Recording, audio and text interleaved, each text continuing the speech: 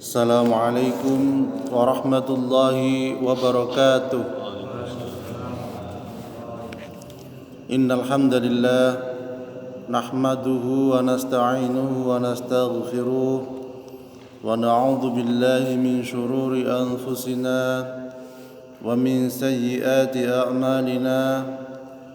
Asyhadu an la ilaha illallah wahdahu la syarika lah wa asyhadu anna Muhammadan abduhu wa rasuluh. Amma ba'd. Rabbi shrah li sadri wa yassir li amri wahlul 'uqdatam min lisani yafqahu qawli. A'udzu bi kalimatillahi tammah min kulli syaitanin wa hammah wa min kulli 'ainin lammah. Alhamdulillah, Bapak dan Ibu sekalian yang dirahmati Allah, bersyukur kita kepada Allah Subhanahu wa taala atas segala nikmat yang diberikan kepada kita sekalian. Marilah dengan nikmat yang Allah berikan ini senantiasa kita mensyukurinya dengan maksimal, dan dengan rasa syukur ini insya Allah akan menambah nikmat kita dan juga akan menambah ketenangan bagi kita sekalian. Bapak Ibu sekalian yang dirahmati Allah, jamaah salat subuh Masjid At-Taqwa Semboro Kidul, sebentar lagi kita akan kedatangan bulan yang berkah, bulan yang sangat mulia, yaitu bulan Ramadan, di mana pada bulan itu ayat-ayat Al-Quran banyak didengungkan di masjid-masjid, di musola-musola, bahkan di rumah kita sekalian. Oleh karena itu, mari sedikit kita kaji tentang kewajiban seorang muslim terhadap Al-Quran. Kewajiban seorang muslim terhadap Al-Quran. Qad ja'akum minallahi nurun wa kitabun mubin yahdi bihillahu man ittaba'a ridwanahu subulas salam wa yukhrijuhum minadh-dhulumati ilan nur bi'idnihi wa yahdihim ila siratim mustaqim. Sungguh telah datang kepadamu cahaya dari Allah dan kitab yang menjelaskan. Dengan kitab itulah Allah memberi petunjuk kepada orang yang mengikuti keridhaannya ke jalan keselamatan. Dan dengan kitab itu pula Allah mengeluarkan orang itu dari gelap gulita kepada cahaya dengan izinnya dan menunjukkan ke jalan yang lurus. Jadi dari firman ini Allah Subhanahu wa taala menunjukkan posisi yang strategis Al-Quran dalam kehidupan manusia. Orang yang berpegang teguh dengan Al-Quran dipastikan akan mendapat berbagai kebaikan, kebaikan di dunia dan apalagi di akhirat kelak. Terus apa saja kewajiban muslim terhadap Al-Quran itu? Yang pertama adalah mencintai Al-Quran. Jadi iman kepada Al-Quran merupakan salah satu dari rukun iman yang menuntut kita niku mencintai Al-Quran. Mencintai Al-Quran itu berarti mencintai Allah Subhanahu wa taala. Ya, karena Al-Quran itu merupakan firman Allah Subhanahu wa taala. Yang sudah pasti benar Al-Quran itu dan tidak ada kecacatan di dalamnya. Jadi dalam Al-Quran seorang muslim itu menjadikan Al-Quran sebagai bagian yang tidak terpisahkan dari kehidupan kita sehari-hari. Nah, bukti kita mencintai Al-Quran, ya banyak hal. Kita sering membaca dalam 5 waktu, yaitu Al-Quran, Al-Fatihah dan surat-surat yang lainnya. Kemudian kewajiban kita terhadap Al-Quran yang kedua yaitu membaca Al-Quran, maos Al-Quran. Faqra'u ma tayassara minal Quran. Bacalah, karena itu bacalah apa yang mudah bagimu dari Al-Quran. Sing mudah bagi kita napa biasa nggih sering surat Yasin nggih. Waqiah nggih. Ar-Rahman, Al-Kahfi. Al-Kahfi niki saged jadikan kebiasaan malam Jumat atau hari Jumat maksud kula.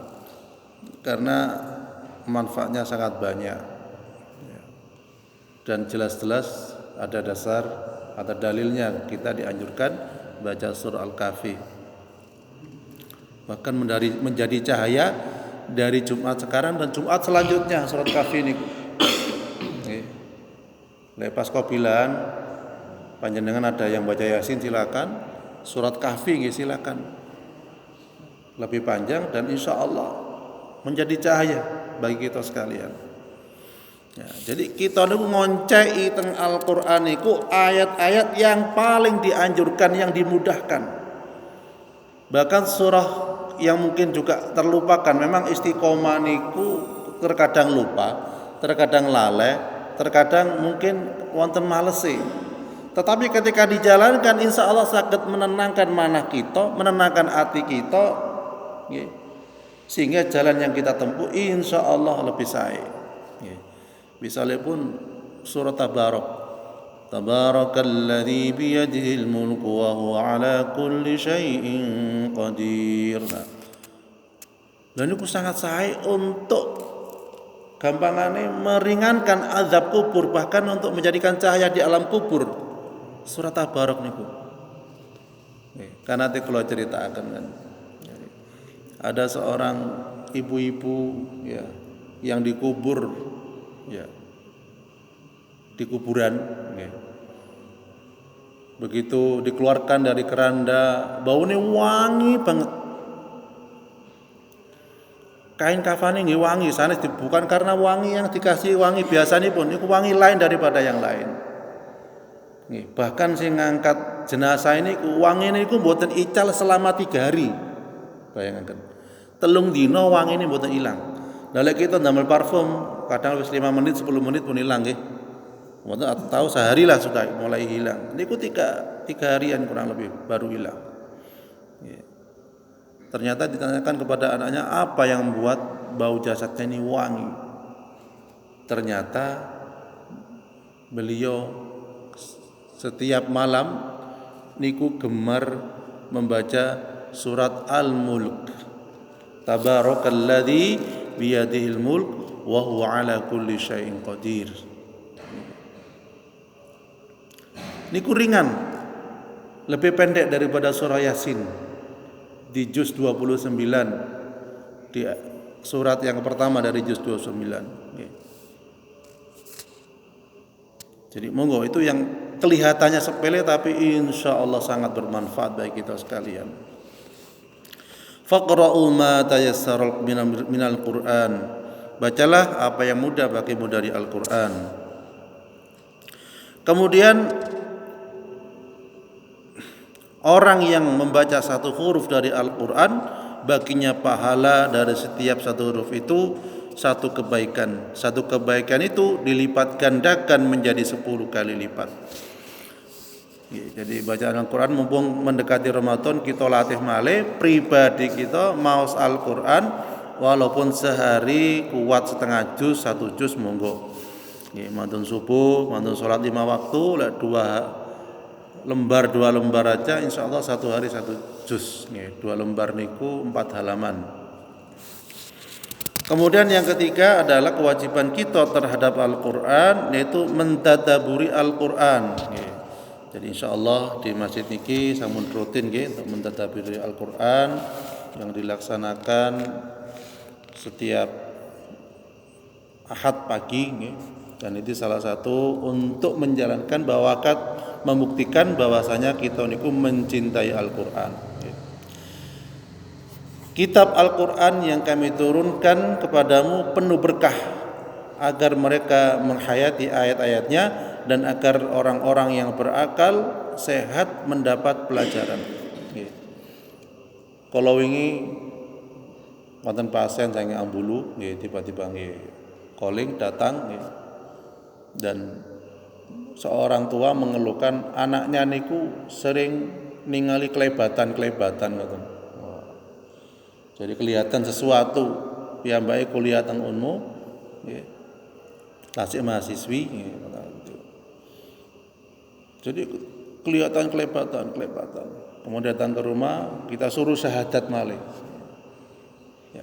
Khawatir wonten tiyang ketika anaknya punya kelebihan, sanes kelebihan jadi kekurangan, melihat penampakan golongan jin di luar niku sanes kelebihan, niku kekurangan.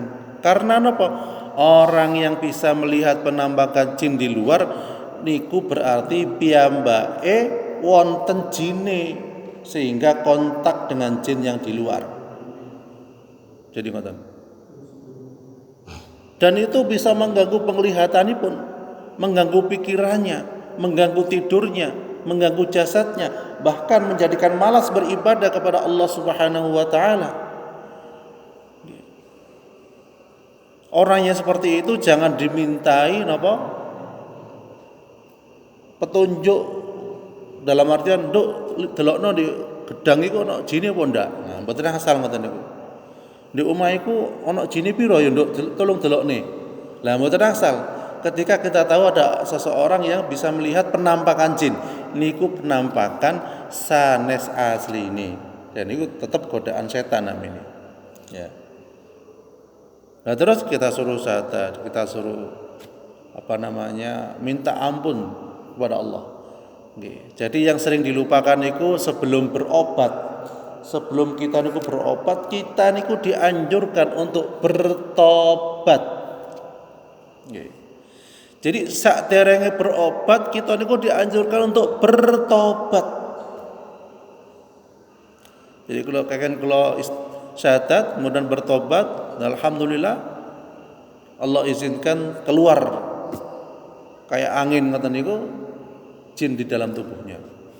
Lho sing ngruqyah apa yo ngerti lek metu. Nggih mboten ngerto ditangletaken kali tiange.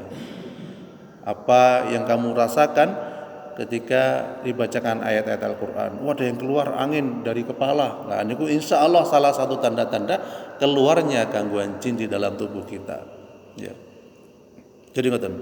Dan alhamdulillah mantun diterapi dengan Al-Qur'an, Allah berikan enteng badane, terang mripate. Tapi ternyata teng kaki wonten cenut-cenut. Nah, terus kalau ajari ayat-ayat ruqyah ya Al-Fatihah. Cuma Al-Fatihah kain kalau baca, ayo dipegang kaki ini bacakan Al-Fatihah. Ya mantun Al-Fatihah alhamdulillah enak enteng. Ya. Jadi kadang perkara niki sepele. Kadang boyok keculinu dipegang bacakan Al-Fatihah ya insyaallah enteng.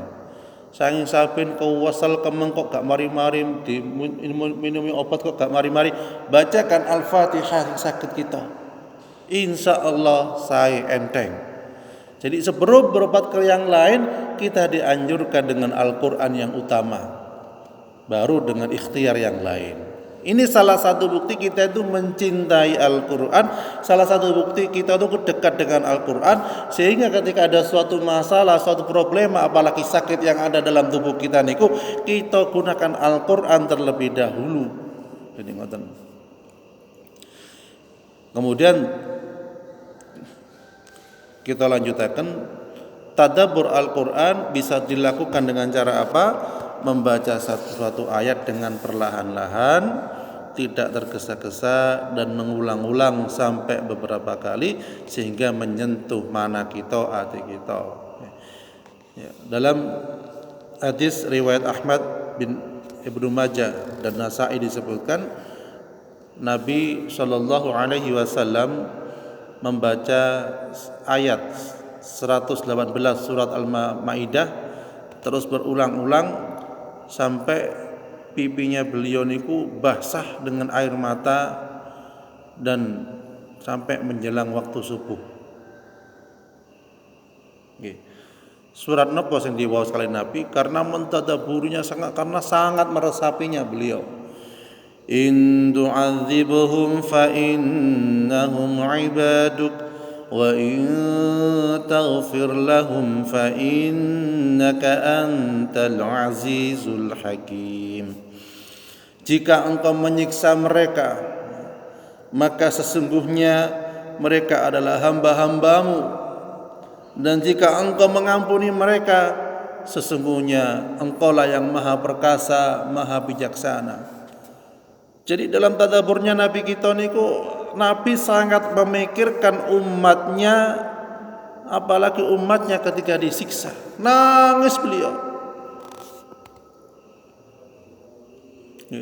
Sampai membaca ayat niku semalaman. Karena napa? Mikiri umate. Nah, ini ketika beliau mentadaburi Al-Quran. Jika engkau siksa mereka, mereka sesungguhnya adalah hamba-hambanya, dan jika engkau mengampuni mereka, sesungguhnya engkaulah yang maha perkasa, maha bijaksana. Ini sekaligus meratapi gampangannya tangisan ketika umatnya disiksa, juga merupakan doa agar Allah Subhanahu wa ta'ala mengampuni umatnya. Kemudian yang kedua, tadabbur itu juga bisa dilakukan merujuk kepada kitab-kitab tafsir. Bila suatu ayat sulit untuk dipahami atau ingin menggali makna yang lebih dalam, sakit pakai tafsir Ibnu Katsir atau yang kita punya di rumah.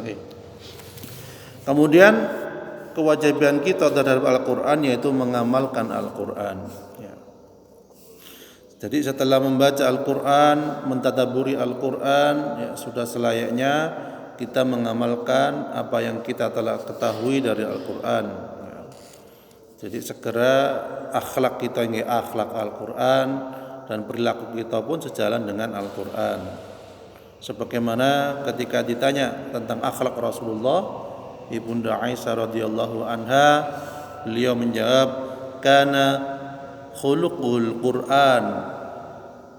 Jadi akhlak beliau itu adalah Al-Quran. Jadi Rasulullah itu menjadi contoh nyata bahwa akhlak beliau itu akhlak Al-Quran. Kemudian kewajiban kita terhadap Al-Quran yang kelima yaitu mendakwahkan Al-Quran. Jadi Al-Quran ini adalah warisan berharga Nabi kita Muhammad sallallahu alaihi wasallam kepada kita, juga harus mewariskan kepada generasi kita. Thumma awrathnal kitab alladhina istafaina min ibadina faminhum zalimun li nafsi wa minhum muqtasid wa minhum sabiqun bil khairati bi idznillah, dzalika huwal fadlul kabir. Kemudian kitab itu kami wariskan kepada orang-orang yang kami pilih di antara hamba-hamba